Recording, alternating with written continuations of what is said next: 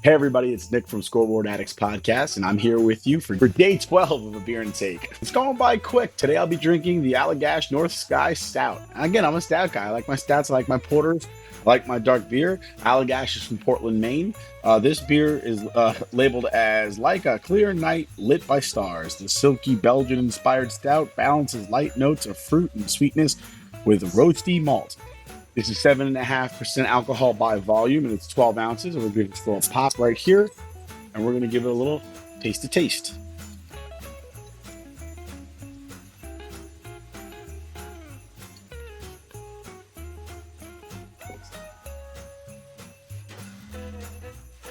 You can really smell a lot of the fruit. The fruit smells really good. Actually, as I poured this in, I was like, wow, this got a really great aroma to it.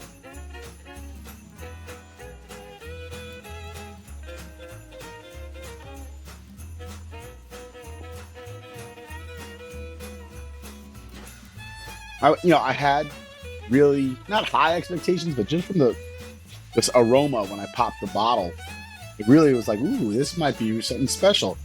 It just tastes like a regular stout. There's fruit in it for certain, but it doesn't taste anything special. There's nothing that sticks out specifically about it.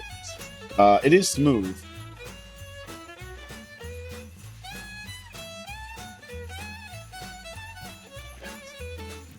Definitely keep you warm on a cold night. But nothing really sticks out at me as pop wow. But my take is gonna be, how about them Jets? A lot of fans slip into tank mode when their team seems to be out of playoff contention, which the Jets are not at this point in the AFC season. Zach Wilson came out, had the best game of his career, arguably, at least statistically. Let's call it statistically. I don't want to call it the best game of his career simply because, he did have a great game against the Bucks a few years ago. He had a great game against the Chiefs this year. He played well against the Bills, and those were big games, and he came out on top. And I think the stark difference between this game and those games were throwing on first down and his teammates not making mistakes that would negate his positives. Simple things like not dropping passes on third down, not getting called for a hold in a critical play. And, Zach wasn't contained to the pocket as much this game.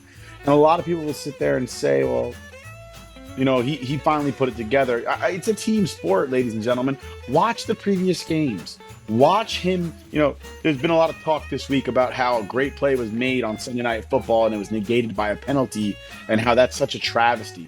That's basically the story of Zach Wilson's season, where he's converting on third down only for it to get pulled back because somebody got caught holding, or there was an illegal crackback block, or somebody drops a third down pass. I'm pretty sure that's all Alan Lazard, by the way. And it's, for me at least, I'm not a Zach truther. There's this big conspiracy that there are Zach truthers out there. I support the guys that play for my team, and honestly, I have some sympathy and empathy for them, because I think the biggest takeaway, some people are sitting there saying, well, he played well because he had nothing to lose. Why can't he play like that all the time? And that's a great question. Well, the fact of the matter is that Jet fans are assholes. We have this crazy idea as New Yorkers that, if a player is not rock solid, we call it mentally tough, when in actuality, just impervious to the assholes that New Yorkers are. They're just not tough enough for New York. They can't handle New York. As if it was some sort of badge of honor to be such a dickhead that people can't stand to be around you. Like, I don't understand where we get this crazy idea that if we're dickheaded enough, the players will magically play better. Never has that ever yielded a positive result. There's never been a time where a player was like, they're booing me. Clearly, I need to play better. No shit. Every player knows when they're playing poorly. But Zach came out on Sunday. I think they just changed the game plan a little bit. He's throwing on first downs. He's not good enough for his teammates to not lift him up. Robert Sala's first conversation with Zach Wilson was, you will not have to lift this team up. We will lift you up. And that is yet to happen to this point until Sunday, where some guys are out there making big plays, making big moves. Garrett Wilson had a hell of a game. Breece Hall had a hell of a game. Zach Wilson threw for 300 301 yards, his first 300-yard game of his career. 27 for 36, 2 touchdowns, 117 rating. Brees Hall, not much on the ground, but I'll be damned if the man didn't have 86 receiving yards and a receiving touchdown. Garrett Wilson, 9 receptions for 108 yards. He had himself a day. And of course, the defense was lights out. The only blemish on Zach's record on Sunday was a fumble. And you know what? He's trying to make stuff happen. Turnovers are going to happen, people. Turnovers are going to happen. I've seen the best quarterback in the NFL throw an interception and fumble a football. I saw Tom Brady fumble a football in a playoff game against the Raiders. They just called it, they invented the tuck rule on the spot, and they decided not to call it a fumble. But that was a fumble if I ever saw one. So you know, I'm hoping Zach Wilson turns it around for his career. I hope he goes someplace else, wins a bunch of Super Bowls, and Jet fans look at them and go, why couldn't he have played like that for us? Coaches have left the team has changed ownership, players have left the team, the fans are still the same.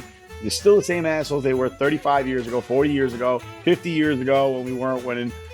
And I don't understand this mindset where it's like, well, we just keep doing the same thing as fans, where we just boo our own players and we create a hostile work environment for our own players and somehow expect things to change when it's literally the same stuff all the time.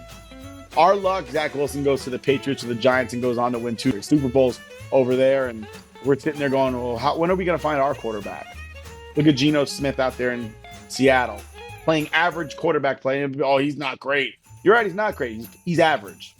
I can't recall the last time the Jets had an average quarterback. It would be really nice if we had an average quarterback. If we had an average quarterback, we're probably in a playoff hunt right now. Not to say that we're not possible to make the playoffs, but we're not as close as we could be. Hell of a day by Zach. Hopefully this is just a sign of things to come. This is what you get when your team plays a full, complete team game and you don't have one guy trying to win the game by himself.